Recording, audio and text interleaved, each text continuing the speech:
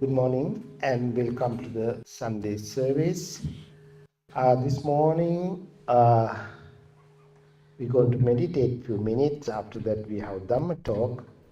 Unfortunately today our speaker Sai Maharjan, he got some problem on the way.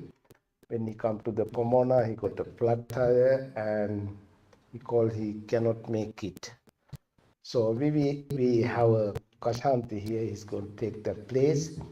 So we'll meditate few minutes. After that, Kashanti is going to give a Dhamma talk. Right now, Kashanti is going to start meditation also, leading. All right. Relax. Find a comfortable position. If you wish, close your eyes and take 3 deep breaths.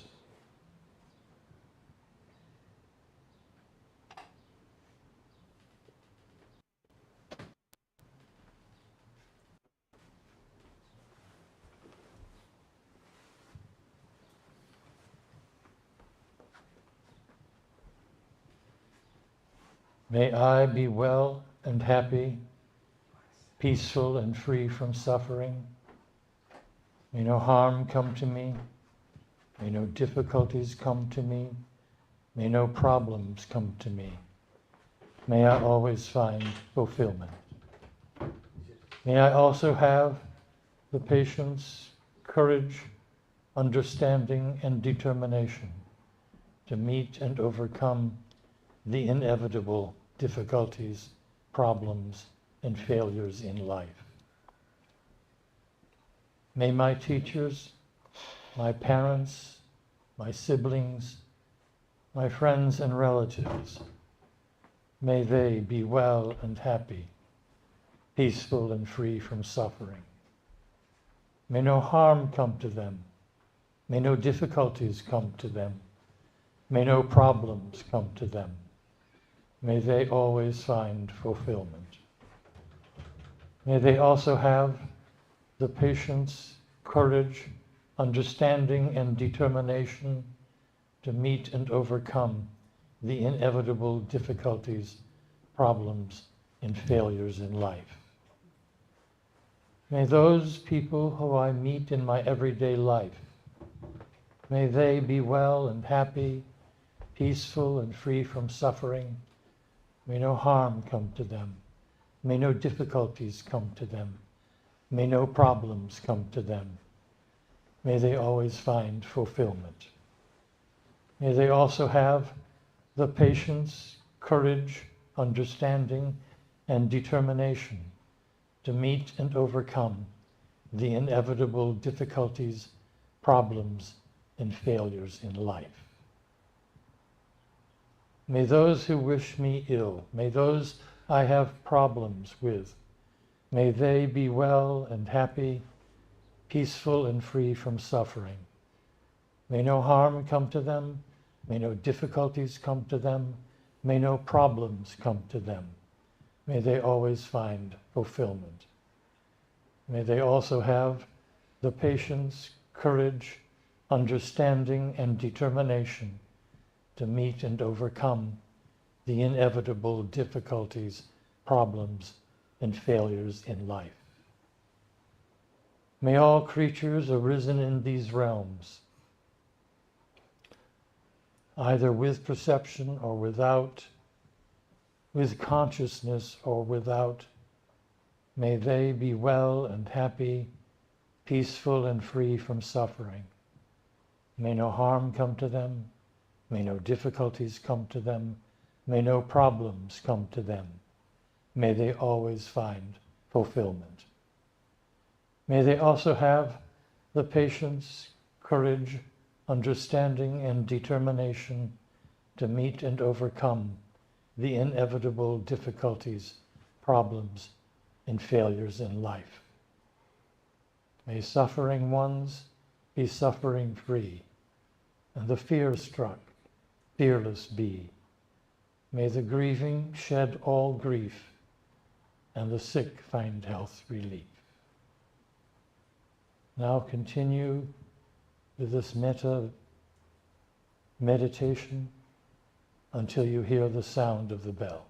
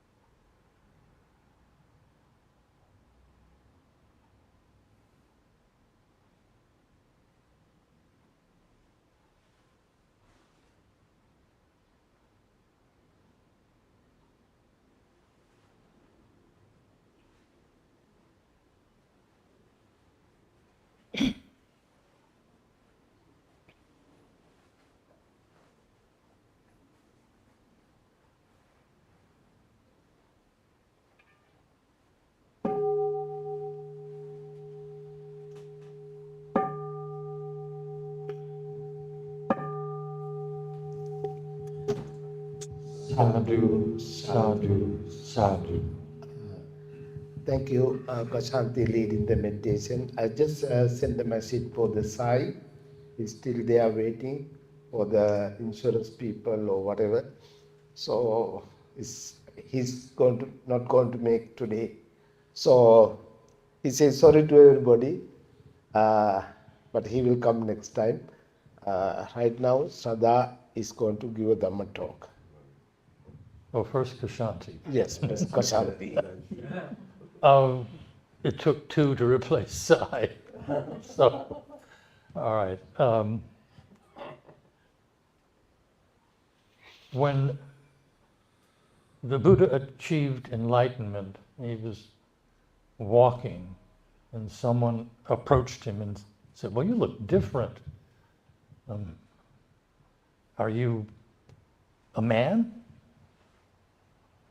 Are you a god?"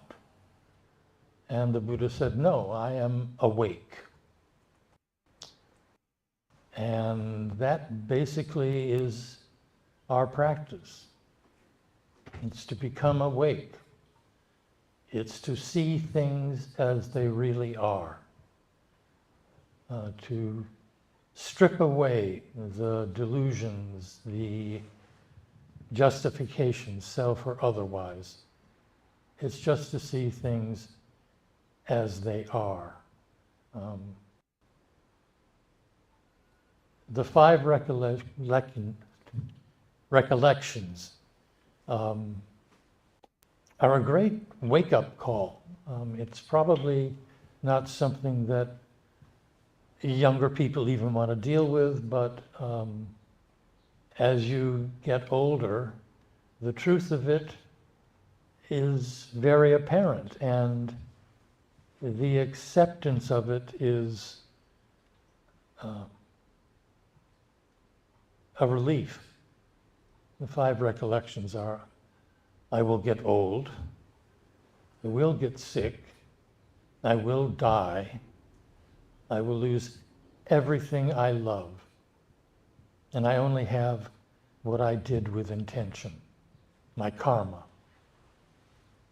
And if you can accept that, then life becomes easier. It's the seeing of what we in the world of samsara are going through. And I'd like to focus the talk on the three characteristics of existence: suffering, impermanence, and no self. And just focusing on that can be your practice. To understand that can be your practice. And rather than shy away from it, try to distance yourself of suffering, impermanence, no self. You need to embrace it. There is suffering. The Four Noble Truths tell us there is suffering and there's a way to end it. But that doesn't mean you're not going to experience it. And in the experiencing of it, you see more into the nature of it. So embrace the suffering when it hits you. You will lose everything you love. And you should, well, as a former Catholic and an Irishman, when someone close to you dies, there is much weeping and wailing. You have 3 days usually of a wake, and everybody sends their condolences. And then you have the funeral, and usually it's open caskets, so you see the dead body with all the makeup on, and people say, "Oh, he looks so good," or "She looks so good." But then you go afterwards, and everybody, with a little help from alcohol, tells funny stories, tells stories about the life of this person, So they've dealt with the suffering, but they haven't made an altar of it. And then you look at it and you say, well, the person was sick or was old or whatever. You begin to understand and you let go of all those things. You remember the person, but you let go of all the things you've attached to that person. So there's a story in the Vimalakirti Sutra, and I'm not sure which monk gets the lesson from Vimalakirti, but say it's Shariputra. And Shariputra is meditating quietly in a grove, trying to be whatever. And Vimalakirti passes by and basically says, "What are you doing? Get up. There's life. Life has its roots in the muck and mire, and that's what nourishes the lotus flower. You're trying to be the lotus flower without the muck and the mire of it." Now, that doesn't mean you don't sit and meditate. Meditates help you focus. But really, your practice is out in the world. And Vimalakirti was a bodhisattva, but not a monk, but a great teacher. So, okay, suffering. Impermanence. Impermanence you should probably embrace, because you'll appreciate more of what you have, because you know it's going to be lost. If you have everything you want, and you've always had everything you want, you don't appreciate what you've got. You only appreciate it when you've lost it. Well, why don't you change that around? Why don't you enjoy what you have when you have it and realize that it may go away? Without getting too far into Zen, form is emptiness, emptiness is form. Take it to what the Buddha said, I am awake. Awake is not a body, it is not a mind, it is not taste, touch, whatever. It's awake, it's a process, it's a state. And that is what you should try to. With impermanence, enjoy what you have. If things are bad, take comfort in the fact that they will change. Hopefully for the better, but who knows? But it's not going to always be there. And you need to look at what it is. Better to explore every experience, to know the cause, the effect, how it happened, what you did, what your part in it was, or if it was totally outside your control. Because there is no self. All of that is happening to this construct that we make. We spend our lives trying to become something. We define ourselves by, like in school, the grades we get, the friends we make, the teachers we love, the teachers we hate. We put together ourselves, and this is who we are, and then we get a job, and that's who we are, and that isn't. That's all something you constructed. It is not a self. We have the Buddha nature in us, and if we can just strip away all the things that we put on to make us feel like we're here, to realize that we're just a process. we have this brief moment, this brief adventure, and we just need to know it. Think of it as a dome that you've put, and you look up and see what it. If you can look up and see, oh, I did this because I felt that, as opposed to who you really are. And if you can look at those three characteristics and explore them, try to understand them, then the suffering that the Buddha talks about, the clinging, that will go away. The sense of this is who you are, when that can change by a circumstance. So every moment is a practice. Every person you meet, everything you do, everything you see is part of your practice, and enjoy it.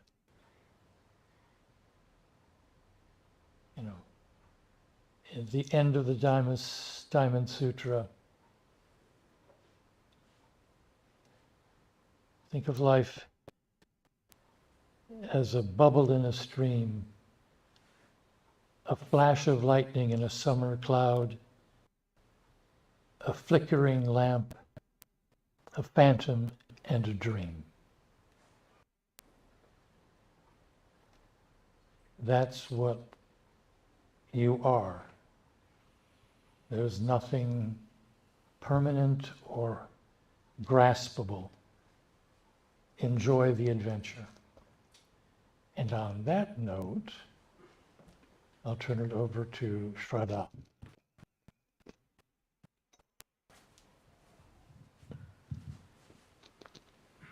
Hi there. It's always a pleasure to look out and see you and to speak briefly to you. In a couple of weeks, we're going to, In a couple of weeks, we're going to be giving refuge to some people, are taking the 5 precepts. And to me, it is one of the most moving and important ceremonies that someone is considering becoming a Buddhist or practicing being a Buddhist. And it is a practice. And every time we do it, I'm very moved by it, of all the ceremonies we do here, because I think at that moment we should all, in our heads, again, take the 5 precepts. Because you're beginning your path officially, in a way, and to take that seriously. And what is that path? We approach it all in a different way. Some people approach it very intellectually, and some people approach it very emotionally. And I think we're all individuals, but it is a path, it is a practice. We will practice not killing. We will practice not taking what is not ours. We will practice better speech. We will practice not committing sexual offenses. We will practice not taking alcohol or drugs, because if you do that, we're bound to break other of the precepts. But it's something that stays with us daily. And I think, for me, this is just for me, I like my Buddhism simple. I like studying it. I like getting in my head with it. But it is a practice for daily life. And if you're aware of it, and aware of those 5 precepts daily, not that you're going around saying, I got to remember the precepts, I got to remember the precepts, but it will integrate itself into your life. And to do it as simply and as beautifully as you can. To practice generosity in the way the Buddha described it. Generosity with compassion and wisdom. Not suddenly bankrupting yourself through your generosity is not a wise thing. And generosity doesn't mean just being generous with money. It means being generous with your spirit, being generous with your time, being generous with your love. So in a couple of weeks as we approach this, I really like getting my head back into when I first walked into this door and heard things that made sense. To me, Buddhism, what other religions didn't do for me as I searched, it explains life. It really explains life to me, and it all makes sense. So each time we hear this, we again find our way into the path. And the path is one of practice. And it's not a test. Who could be the best Buddhist? Who could be this? I know people in my life who I think are better Buddhists, and they know nothing about Buddhism. It's just how they live. Do you know how they live? People who take care of people. People who spend their time doing something that is so generous of spirit. And remember, I try to remember, it's not a contest. It's not, oh, I feel so good, I did this. That's not it. It's to practice behavior that becomes a part of you, that it becomes the joy for you. Because as Kashanti said, this idea that some people think, oh, Buddhism is a depressing religion. It's all about suffering. No, it's not. It's about a way of living. When people say, oh, that's not true, all I could think of, well, the story sometimes has an unhappy ending. You all die. So what does that all mean? But the life could be a joy. It could be a joy if you really embrace those 5 precepts, and if you really find your own way into it, and not judge yourself by someone else, judge yourself by the monks or the various Dharma teachers. Find your own way, and your life will be happier. That's all I have to say.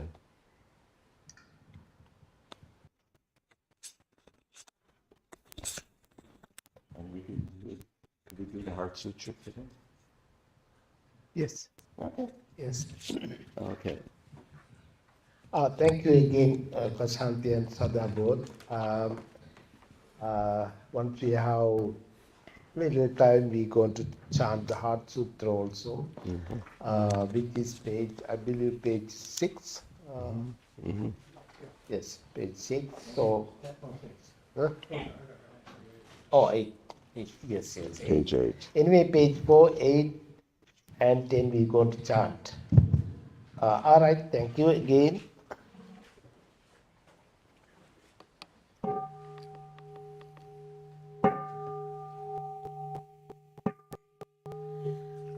Mahaprajnam Bhagavato Arahatu Sama Sambuddhassa Namo Tassa Bhagavato Arahatu Sama Sambuddhassa Namo Tassa Bhagavato Arahatu Sama Sambuddhassa Buddham Saranam Gacchami Dharmam Saranam Gacchami Sangham Saranam Gacchami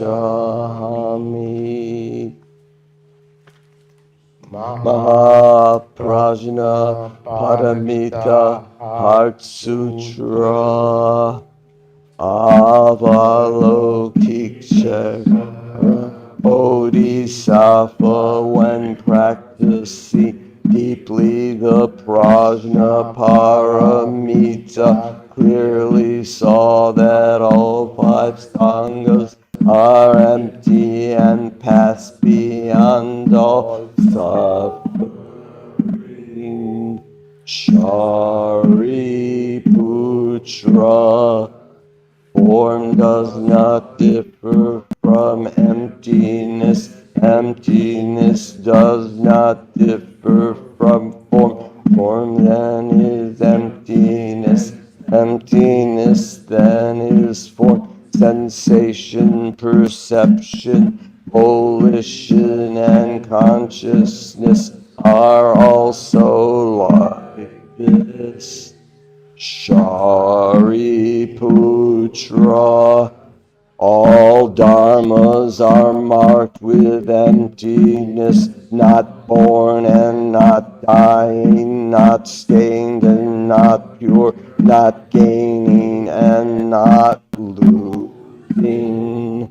Therefore, within emptiness, there is no form, no sensation, perception, volition, or consciousness, no eye, ear, nose, tongue, body, or mind, no form, sound, smell, taste, touch, or dharmas, no realm of sight till we come to no realm of consciousness, no ignorance and no ending of ignorance till we come to no old age and death, and no ending of old age and death. No suffering, origination, extinction, or path, no wisdom, and no attainment, with nothing to attain. Because the Bodhisattva follows prajna paramita, the mind has no hindrance. Having no hindrance, there is no fear, and far from all fantasy, there is dwelling in nirvana. Because all Buddhas of the three times follow prajna paramita, they gain complete, perfect enlightenment. Therefore know that the prajna paramita is the great holy mantra, the great bright mantra, the wisdom mantra, the unequal mantra, which can destroy all suffering, truly real and not false. So he gave the prajna paramita mantra, which goes Gate, Gate, Paragate, Parasamgate, Bodhiswa, Gate, Gate, Paragate, Parasamgate, Bodhiswa, Gate, Gate, Paragate, Parasamgate, Bodhiswa.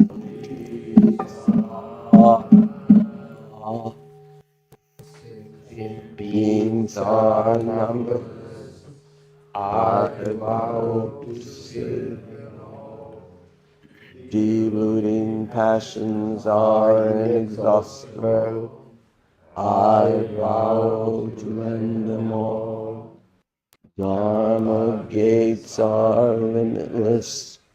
I vow to study them all. Buddha's way is supreme. I vow to attain it. May suffering ones be suffering free, and the fear-struck fearless be. May the grieving shadow grief, and the sick find health relief.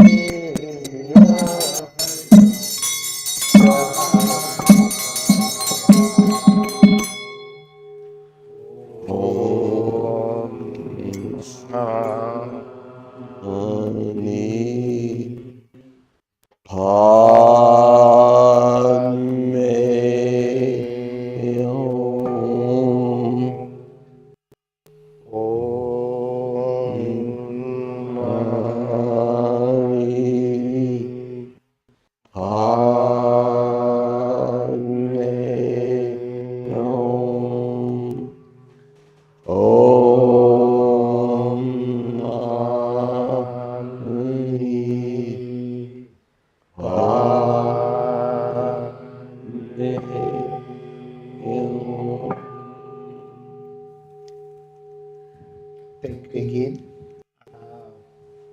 Thank you so much for both today.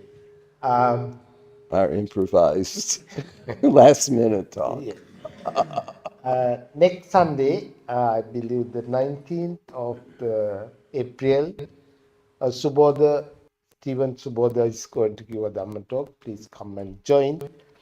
And again, I want to mention the May 3rd, the Vesak Day. It's going to be a special day for us because we have 4 candidates right now, maybe 5, 6, we don't know still, to take the 5 precept. Right. And make sure to come that day. We have Sanghadana, the monks are coming, at least 12 monks. Then more people coming. We have all kind of food, Thai, Vietnamese, Sri Lankan, veggie and non-veggie, both food. Please come and join. And I believe the second of the May, our cleaning team is going to clean the temple. So please come and join. It's Saturday before the Vesak Day. Most of our young and some members coming to clean the temple because we have to clean a lot of outside, inside, everything. Please come and join. Plus, you might see we doing some kind of repairs in the front. We changing some windows, we put in some tiles, a lot of things going. So make sure to come and do the help to the clean the temple the May 2nd. I think that's the today announcement. Again, Sai sent again message about sorry about the what happened today, but he will come the next month, I believe May 2nd Sunday, he will come to give a Dhamma talk. So that's it now. Thanks again for everybody. And by the power of the Buddha, Dhamma, and the Sangha, you will be well and happy. Sadhu, sadhu, Sadhu.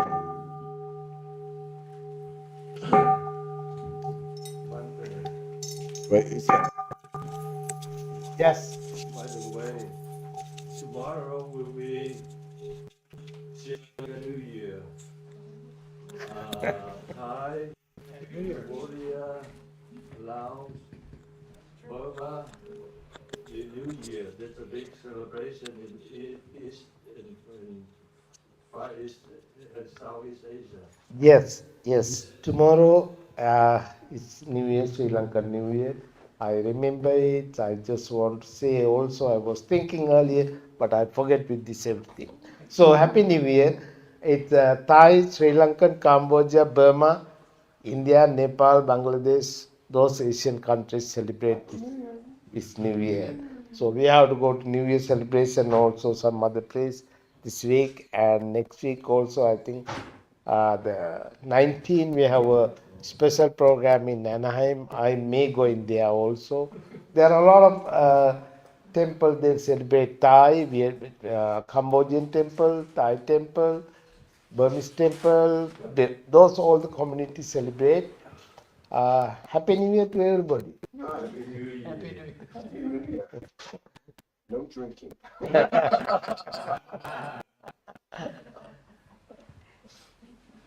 and cookie, or tea and Yes, we have tea and cookies, I think. This is the